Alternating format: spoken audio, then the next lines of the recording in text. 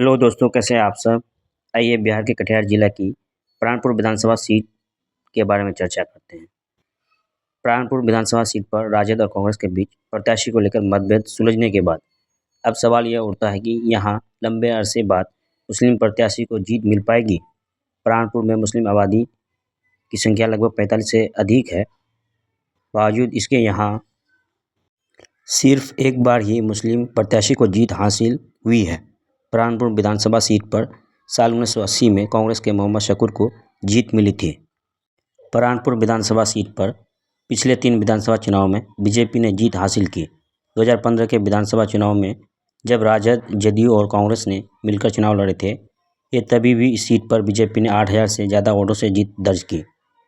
प्राणपुर विधानसभा seat पर निर्णायक भूमिका में होने के बाद भी मुस्लिम प्रत्याशी के न जीत पाने की सबसे बड़ी वजह मुस्लिम मतों का लगातार विभाजन होना है।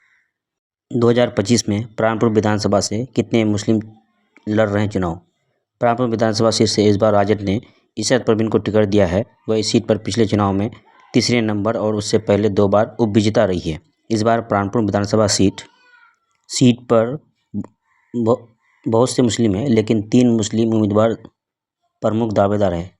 इनमें AIMIM के मोहम्मद आफ्ताब आलम और निर्दलीय उम्मीदवार मोहम्मद मूसा भी है। प्राणपुर विधानसभा सीट पर कुल 13 उम्मीदवार मैदान में हैं।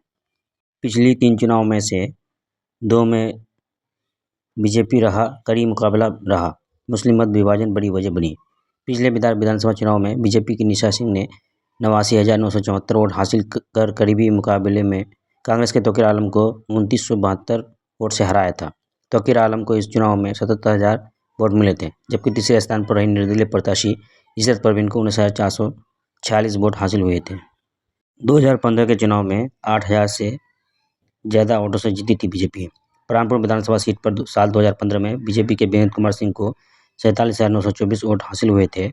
इस चुनाव में उन्होंने एनसीपी के टिकट पर लड़ी इशरत परवीन को 39,823 वोट मिले, जबकि कांग्रेस के तौकीर आलम को 39,653 वोट हासिल हुए। प्राणपुर विधानसभा सीट पर चौथे नंबर पर रहे निर्दलीय प्रत्याशी सुदर्शन चंद्रपाल को 22,377 वोट हासिल हुए थे।